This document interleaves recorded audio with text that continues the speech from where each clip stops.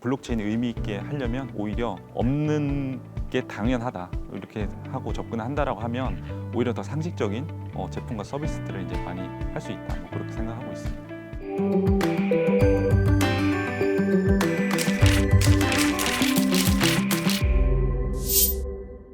네, 안녕하세요. 웹3에 대해 고민하는 모든 분들을 위한 콘텐츠 블록 깨기 시즌3 웹3 사용 설명서 진행을 맡은 아나운서 황보미입니다. 자, 오늘도 실생활에 접목될 블록체인 기술에 대해서 조금 더 깊이 있는 내용 다뤄보도록 할 텐데요. 지난 시간에 이어서 블록체인 랩스 두 대표님 모셨습니다. 안녕하세요. 자기소개 부탁드릴게요. 네, 안녕하세요. 네, 저는 블록체인 랩스의 CTO 기술 부문 대표 임병환입니다. 네, 안녕하세요. 저는 블록체인 랩스에서 제품 부문 대표를 맡고 있는 박종훈입니다. 저희는 정부나 기업에서 실제로 쓸 수 있는 블록체인이 무엇인지 오랫동안 고민 끝에 인프라 블록체인이라는 블록체인 원천 기술을 갖게 되었습니다. 그리고 이 블록체인 위에서 실제로 쓸 수 있는 쿠브를 비롯한 여러 가지 제품과 서비스를 만들어 오고 있습니다.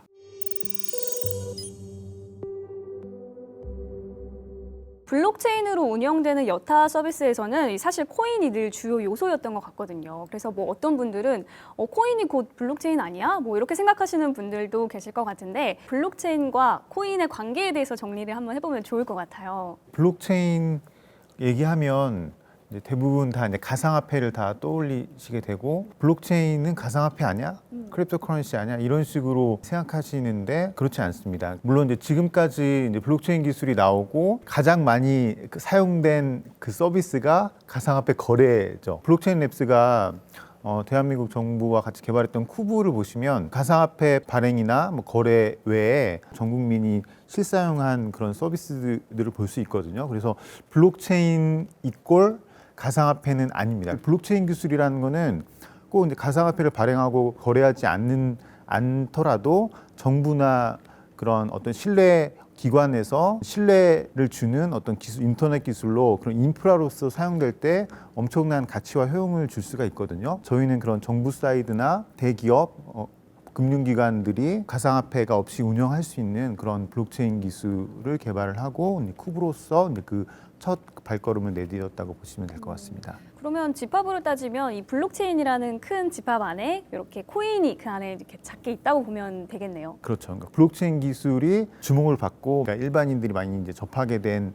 블록체인 그 기술이 가상화폐 발행과 거래였고 개인에게 데이터와 아이디에 대한 주권을 주고 개인이 그 데이터를 직접 컨트롤하고 그 데이터를 통해서 개인이 수익을 얻을 수 있는 기존의 웹 2.0과 다른 형태로 운영되는 그런 인터넷 인프라 기술이라고 보실 수 있을 것 같습니다. 네. 블록체인 기술 기반의 서비스들 중에서도 코인이 없는 서비스들은 보통 어느 영역에서 좀 어떻게 서비스가 활용되고 있을까요? 저는 좀 이렇게 생각을 해보고 싶어요. 반대로 왜 코인이 있어야 하지? 코인이 있다라는 전제하에 질문하기보다 왜 반드시 있어야지라고 했을 때 거기에 대해서 명확한 답을 얻지 못했던 것 같아요. 가스피 없는 블록체인 찾고 있어 라는 분들 되게 많이 만나요. 생각보다. 그랬을 때 기존에 나와 있는 블록체인 중에 뭐 대안이 사실상 마땅한 게 없거든요. 코인이 없는 게 오히려 저희는 훨씬 상식적인 것이다 라고 생각하고 블록체인이 의미 있게 하려면 오히려 없는 게 당연하다 이렇게 하고 접근을 한다라고 하면 오히려 더 상식적인 제품과 서비스들을 이제 많이 할 수 있다 그렇게 생각하고 있습니다.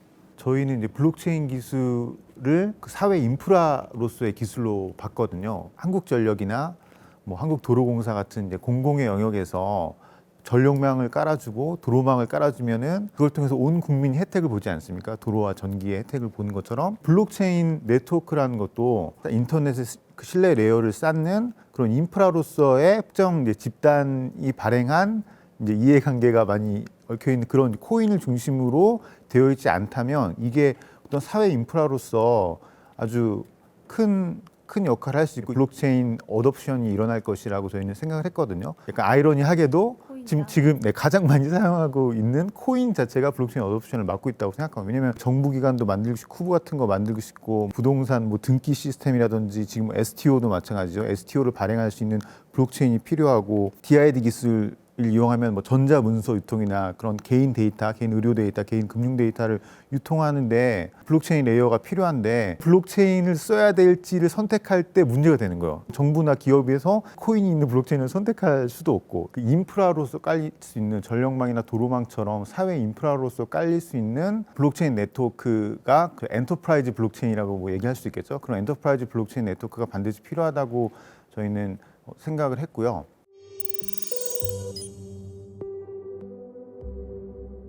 블록체인이 나와서 이제 신뢰를 기술로서 대체를 한다 이런 부분들을 봤을 때 인증 검증을 해주는 그 신뢰의 비용이라는 게 있는 거잖아요. 아무 대가 없이 누가 어떻게 분산되어서 그 검증 역할을 하고 있는 거지에 대한 좀 궁금증이 생겼었어요. 지금 어떻게 이해를 해야 되는 걸까요? 이 인프라로서의 블록체인에서 노드를 운영하는 주체는 저희는 신뢰기관들이 정부기관들이나 금융기관들, 대기업들, 기업들이 이 노드를 운영해 주는데 코인을 얻기 위해서 이 인프라를 운영해 주는 게 아니거든요. 뭐 한전이나 도로공사를 공기업들이 운영해 주는 게 그 사회에 유틸리티를 주는 인프라를 깔아주는 것처럼 코인으로 보상이 돼야만 이 노드를 운영해 주는 것은 아닙니다. 인프라 블록체인에서는 가상화폐를 발행하지 않는 대신에 그런 블록체인 트랜잭션 수수료나 뭐 이런 것들을 블록체인 상에서 코스트를 정산하고 처리하기 위해서 신뢰기관이 발행하는 법정화폐 기반의 그런 이제 스테이블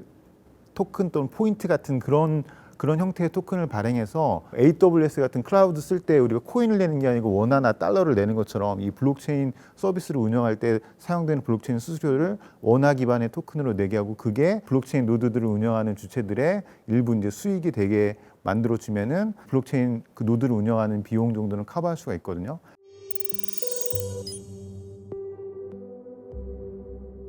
말씀하신 그 인프라 블록체인의 뭐 고유한 특징이라든지 기능에 대해서 좀 더 자세히 알 수 있을까요? 그 저희 인프라 블록체인은 그 한마디로 간단하게 뭐 정의를 하자면 가상화폐가 없는 퍼블릭 멀티 블록체인 네트워크거든요. 네. 가상화폐가 없다는 것은 좀 전에 이제 설명드린 것처럼 가상화폐가 아닌 법정화폐에 고정된 스테이블 토큰 기반으로 운영을 함으로써 블록체인 네트워크를 가상화폐를 발행하지 않으면서 운영할 수 있는 형태로 이제 설계를 할 수가 있고요. 기술적으로 말씀을 드리면은 이제 이더리움 같은 경우에 ETH라는 네이티브 커런시가 있고 또 ERC20 토큰으로 또 위에 다양한 토큰들을 발행하잖아요. 저희 인프라 블록체인에서는 ERC20 토큰 같은 이제 유저들이 발행한 토큰들 중에서 신뢰기관이 발행한 어떤 스테이블 토큰이 있다면 그 ERC20 토큰이 ETH가 될 수 있는 거예요. 가스피로 낼 수 있는 트랜잭션. 이런 이제 스테이블 코인이 블록체인 네트워크에서 이제 기초 자산으로 쓰일 수 있는 형태로 설계를 하면은 엔터프라이즈 블록체인으로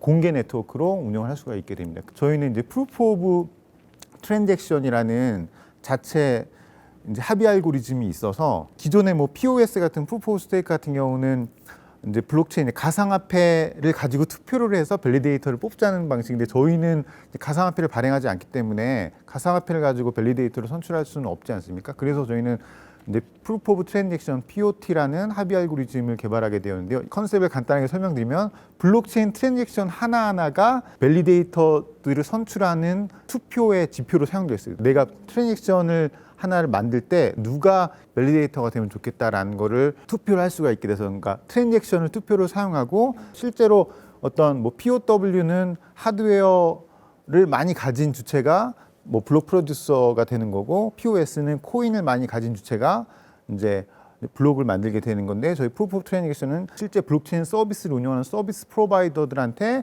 이 블록체인 네트워크에서 밸리데이터들을 선출하는 보팅 파워를 주는 형식으로 공정하고 합리적인 방식으로 네트워크에 밸리데이터를 선출할 수가 있고 100% 다 이 POT 방식으로 밸리데이터를 선출하는 건 아니고 일부 노드들은 신뢰 기관들이 고정 밸리데이터로 세팅을 하고 일부 노드들은 이런 프루프 오브 트랜잭션으로 민간 그 노드들이 선출될 수 있는 형태로 만들므로써 누구나 이 블록체인 네트워크에 이제 밸리데이터로 참여할 수도 있게 되고 또 이 블록체인 네트워크가 공개되어서 누구나 트랜잭션을 날릴 수가 있고 누구나 스마트 컨트랙트를 배포할 수 있는 퍼블릭한 형태의 블록체인 네트워크를 구축할 수 있다는 게 저희 인프라 블록체인의 기술적인 컨셉입니다. 또 한 가지 더 설명해야 되는데 저희 인프라 블록체인은 멀티 블록체인 네트워크로 지금 설계가 되어 있습니다. 지금까지는 블록체인 패러다임이 하나의 블록체인이 얼마나 빠르냐, 하나의 블록체인에 얼마나 많은 기능이 있고 얼마나 많은 TPS 트랜잭션 퍼 세컨드를 뭐 몇 천을 지원하냐 몇만을 지원하냐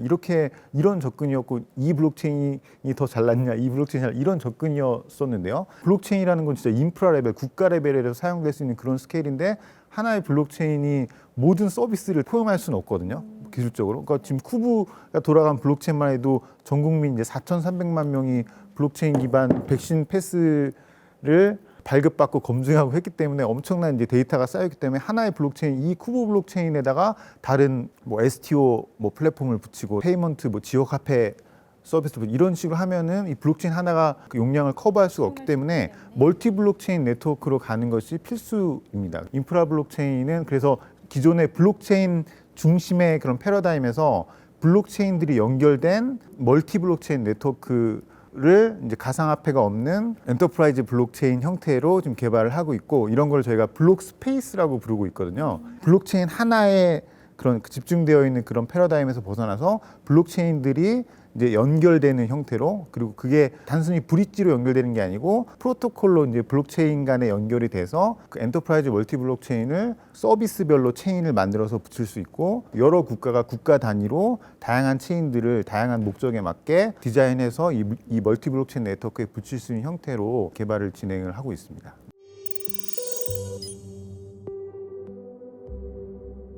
설명해 주셨던 부분들에서 조금 이해가 덜 되는 부분이 있어가지고 제가 맞게 이해를 했는지 좀 짧게 한두 가지 계속 물어보면서 질문을 드리고 싶은데 운영하시는 이제 인프라 블록체인 위에서 사용자가 어떤 트랜잭션을 일으키면 사용자는 돈을 내지 않는 거죠. 블록체인 트랜잭션 수수료는 서비스 제공자가 AWS 사용료를 내듯이 법정화폐 기반의 스테이블 토큰으로 사용자 트랜잭션들에 대한 수수료를 낼 수 있도록 수수료 이제 대납 기능이 기본적으로 되어 있고 멀티 블록체인 형태로 되어 있어서 어떤 블록체인은 트랜잭션을 일으키는 주체를 딱 고정시켜서 약간 프라이빗한 형태로 이제 트랜잭션 수수료 아예 내지 않으면서 고정된 어카운트들만 트랜잭션을 할 수 있게 다양하게 디자인을 할 수가 있습니다. 그러면은 질병관리청에서는 그 서버를 유지하고 운영하기 위한 비용을 그 질병관리청에서 지불을 해야 되는 거죠. 그렇죠. 근데 그렇게 운영을 하는데 질병관리청이 이제 코인을 얻기 위해서 이 쿠브 블록체인 네트워크를 운영하는 건 아니지 않습니까? 그러니까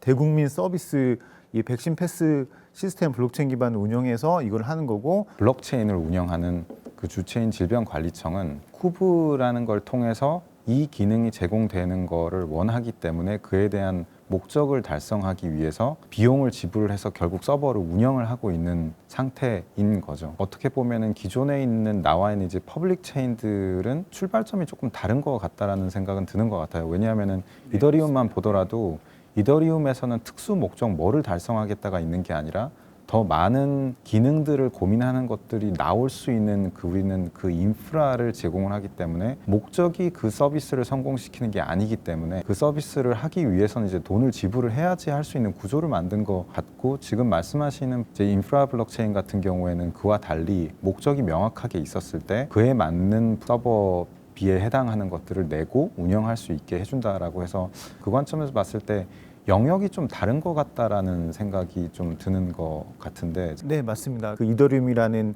그 토큰을 중심으로 이제 가스를 내고 게임 이론에 의해서 이해관계가 맞춰지는 그러한 네트워크를 이제 추구를 했다면 저희는 대국민 서비스를 하기 위한 그런 사회의 그 인프라로서의 블록체인 네트워크 이런 거를 이제 운영하기 위해서 이 네트워크에 참여를 하는 거죠. 블록체인에 대한 기본 이제 철학이 기존의 가상화폐 기반의 퍼블릭 블록체인들이랑 저희는 철학이 좀 많이 다르다고 보실 수가 있죠. 네.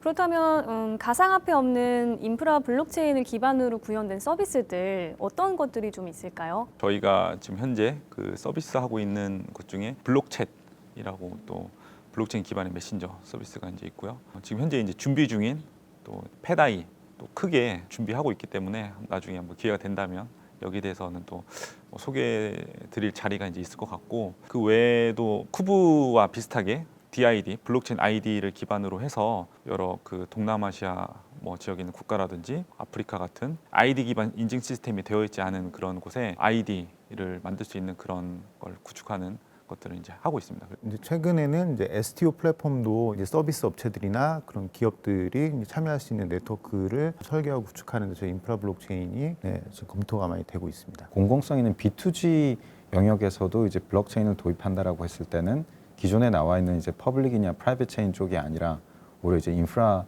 그 블록체인 쪽으로 갈 것 같다에 대한 부분은 좀 이해를 많이 했는데 아까 말씀 주셨던 두 가지 그 페다이라는 네. 것과 그 블록챗 같은 경우에도 마찬가지로 정부 차원에서의 어떤 이니셔티브가 된 프로젝트들인가요? 아니면 영리 추구의 사업 목적의 엔티티들도 마찬가지로 인프라 블록체인에 대한 관심이나 추구하는 방향들이 있을까요? 블록체인을 만들게 된 배경은 쿠브를 통해서 많은 분들이 뭐 블록체인이라는 것을 간접적으로 경험하긴 했지만 실생활에서 어떤 식으로 이게 효용이 있고 쓰임새가 있다라는 것을 좀 더 와닿게 느꼈으면 이제 하는 것들이 있었거든요. 그래서 이제 고민을 하다 보니 가장 많이 쓰는 게 뭐지?라고 봤을 때 우리가 보통 메신저를 거의 하루에 또 많은 시간을 이제 사용하니까 메신저를 블록체인을 이용해서 하면 어떨까라는 고민에서 출발을 한 게 사실은 이제 블록챗입니다. 순수하게 정말 일반적인 유저를 대상으로 하는 어떤 그 B2C적인 성격이 굉장히 이제 강하고요. 페다이도 비슷합니다. 페다이 같은 경우도 기존에 이런 여러 가지 펫과 관련된 서비스나 비즈니스를 이제 하는 그런 것들이 많은데 그쪽에 이제 부족한 인프라가 저희는 이제 있다고 판단을 했고 페달 같은 경우는 사실 B2C와 B2B적인 성격이 모두 다 이제 녹아 있다고 저희는 이제 보고 있어요. 이것을 통해서 사람, 사물뿐만이 아니라 이런 펫과 같은 반려동물까지도 아이디를 이제 발급을 해서 하나의 블록체인 프로토콜로 묶어내면은 그 안에서 이제 많은 것들을 이제 할 수가 있거든요. 펫에게도 아이디가 부여되는 세상은 좀 기대가 되네요.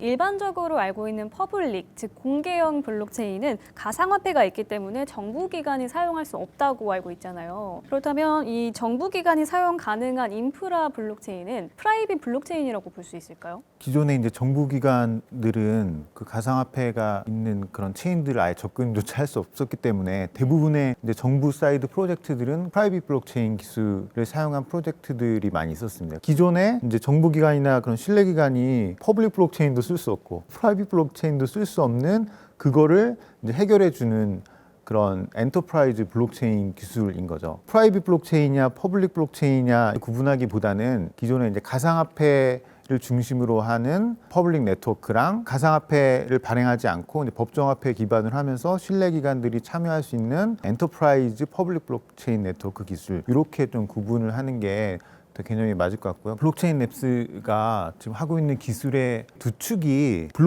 블록체인에다가 저장을 해야 되는 데이터, 블록체인 밖에다가 저장해야 되는 개인 데이터 이렇게 두 개의 축으로 이제 설명을 드릴 수가 있는데요. 블록체인에다가 저장해야 되는 데이터들은 이제 엔터프라이즈 블록체인 형태로 가상화폐를 발행하지 않는 형태의 퍼블릭 블록체인 네트워크에다 저장을 해야 되고요. 개인 정보를 블록체인에다가 이제 올리면 안 되지 않습니까?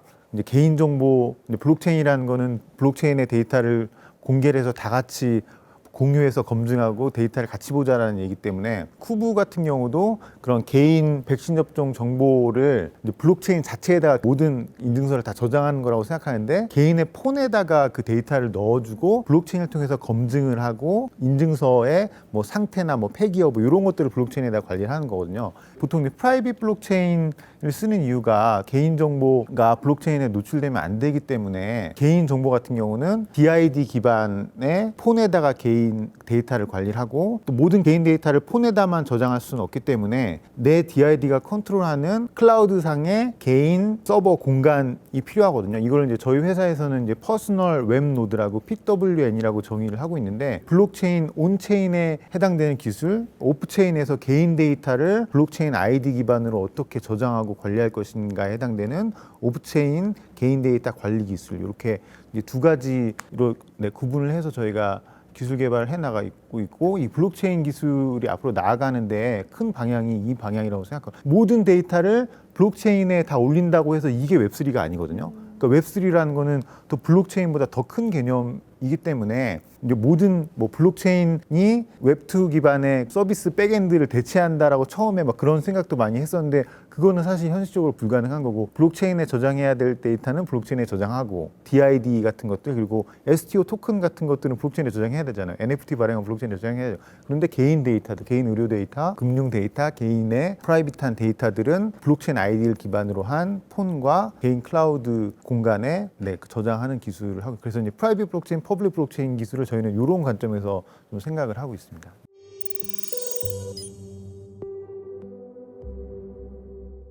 저는 오늘 두 분과 이렇게 이야기를 하면서 블록체인 랩스가 참 생활 전반에 구석구석 침투한다, 스며든다 이런 느낌을 좀 받았거든요. 마지막으로 블록체인 랩스의 최종 비전이 좀 궁금합니다. 저희는 이 블록체인이라는 기술을 그 코드를 처음 접했을 때부터 이것은 무언가 다르고 반드시 어떤 식으로든 효용이 있을 것이다라는 것에 확신이 들었었습니다. 그래서 이것은 뭐 잠깐 나왔다가 사라지는 기술은 절대 아니고 어떤 식으로든 사람들에게 유용한 형태로 자리 잡을 건데 아직은 그런 세상이 이제 오지 않았다고 생각합니다. 결국에는 지금보다 훨씬 더 많은 사람들이 블록체인이라는 이 기술의 효용과 그 혜택을 누릴 수 있는 세상이 오도록 만드는 게 저희 회사가 가진 어떤 그런 비전이라고 볼 수 있을 것 같습니다. 네, 이렇게 해서 지금까지 가상화폐 없는 퍼블릭 블록체인 기술에 대해서 블록체인 랩스 두 공동대표 모시고 이야기 나눠봤습니다.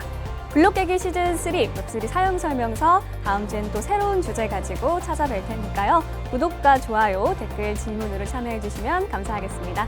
지금까지 시청해 주신 여러분 감사합니다. 수고하셨습니다. 고맙습니다. 고맙습니다.